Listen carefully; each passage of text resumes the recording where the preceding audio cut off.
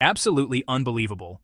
A nation has just turned down the largest defense contract in its history, nearly 20 billion US dollars, offered by its closest ally, then immediately turned around and signed a deal with a small Nordic powerhouse most people barely pay attention to. It sounds impossible, right?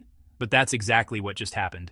Canada has officially announced the purchase of 88 Saab Gripen fighter jets from Sweden, completely bypassing the F-35 program that Washington spent years aggressively promoting.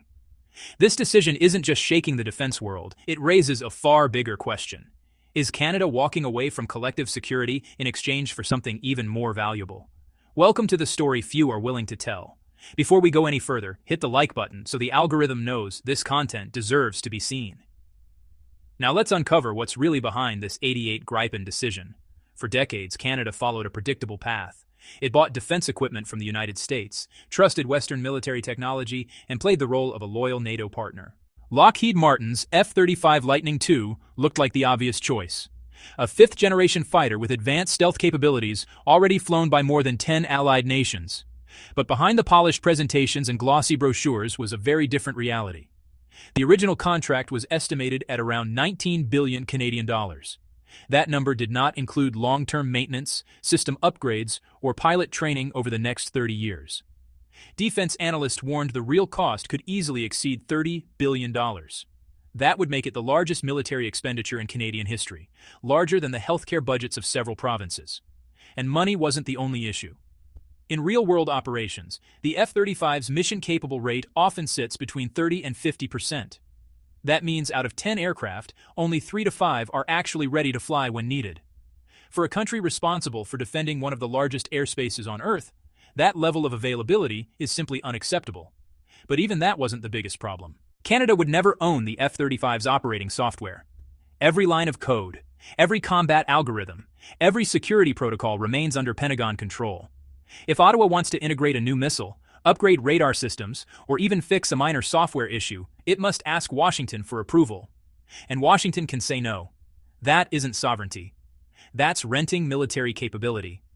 The Gripen E, on the other hand, represents a completely different philosophy.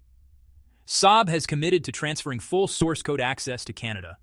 Ottawa gains complete control over the aircraft's software architecture, full freedom to integrate weapons from any supplier, and authority over all future upgrades. No permission required. This isn't just a fighter purchase. It's a declaration of technological sovereignty. Now let's talk about a reality that's often ignored in fighter jet debates, the Canadian Arctic. This isn't a normal battlefield. Temperatures routinely drop to minus 40 degrees Celsius. Runways are short, rough, and buried under ice and snow. Infrastructure is minimal. Distances between bases stretch thousands of kilometers. And when a crisis hits, aircraft must operate with extreme independence. The F-35 was designed for large, well-equipped air bases in Europe and the Pacific. It requires long runways, massive maintenance crews, and complex support systems. Under ideal conditions, it's an incredible machine. But in the Arctic, it's like driving a sports car on a frozen mountain trail. The Gripen was built for exactly these conditions. Sweden designed it with one requirement above all else. The aircraft must function even if every airbase is destroyed. The result is a fighter that can take off from just 800 meters of icy roadway, needs only 6 technicians and a fuel truck, and can be refueled and rearmed by the pilot alone. From landing to mission ready takes less than an hour. No major airport, no massive crews, no hangars required. The Swedish Air Force has even trained pilots to land Gripens on highways, hiding them under forest canopies before launching missions. That level of flexibility simply doesn't exist with the F-35. The numbers reflect this difference. The Gripen's mission-ready rate sits between 80 and 90%. Out of 10 aircraft, 8 or 9 are always ready to fly.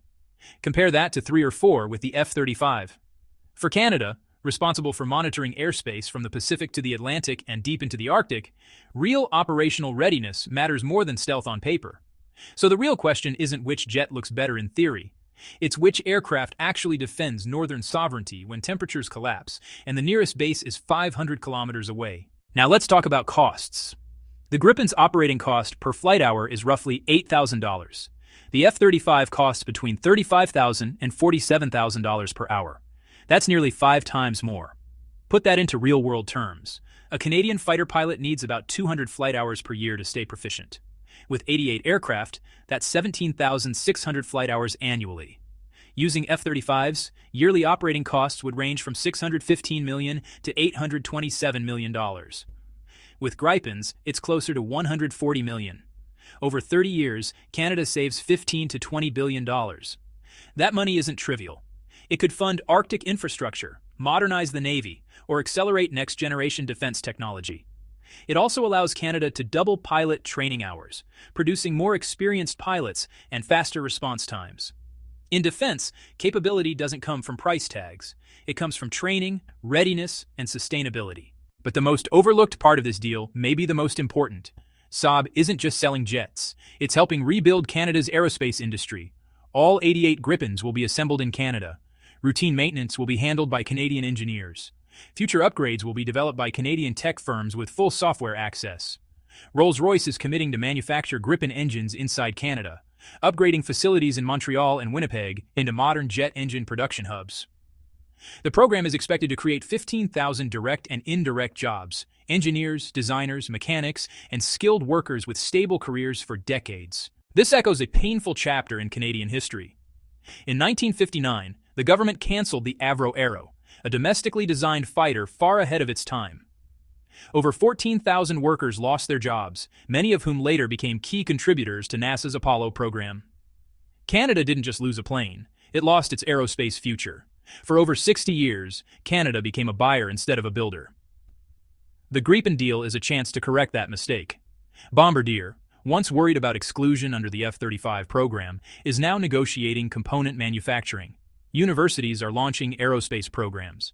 Startups are developing weapons integration software. This isn't just a defense contract. It's industrial strategy disguised as procurement. Geopolitically, the message is just as strong. Canada is aligning more closely with Nordic partners, Sweden, Norway, Finland, and Denmark, countries that value sovereignty, resilience, and diversification over dependence on a single superpower. And there's a warning Ottawa hasn't ignored. In 2022, Switzerland signed a 5 billion franc F-35 deal. By 2024, costs ballooned to 8 billion. Worse, Switzerland discovered it couldn't deploy or modify the aircraft freely. Every decision required U.S. approval. That's exactly what Canada wants to avoid. Strategic autonomy means controlling missions, upgrades, supply chains, and deployment decisions. In a world of sanctions and instability, dependence on one supplier is a serious risk. The Gripen allows diversification. Parts can come from Europe, Asia, or be made domestically. No single choke point can ground the fleet. Still, questions remain. Will future governments honor the commitment? Will NATO apply pressure? And does real-world performance matter more than advertised stealth? These questions don't just affect Canada. They shape the future of defense for small and medium-sized nations worldwide. So what do 88 Gripens really represent? Not just aircraft, but a decision to reclaim control. A shift from comfort to responsibility, from dependence to autonomy. Canada didn't reject the F-35 because it dislikes America. It rejected it because it values sovereignty. Sovereignty doesn't mean isolation. It means choice. It means control. It means building, not borrowing. And in the frozen northern skies, that difference matters more than anything else. If this made you think, hit like and subscribe. We'll keep covering the angles others avoid.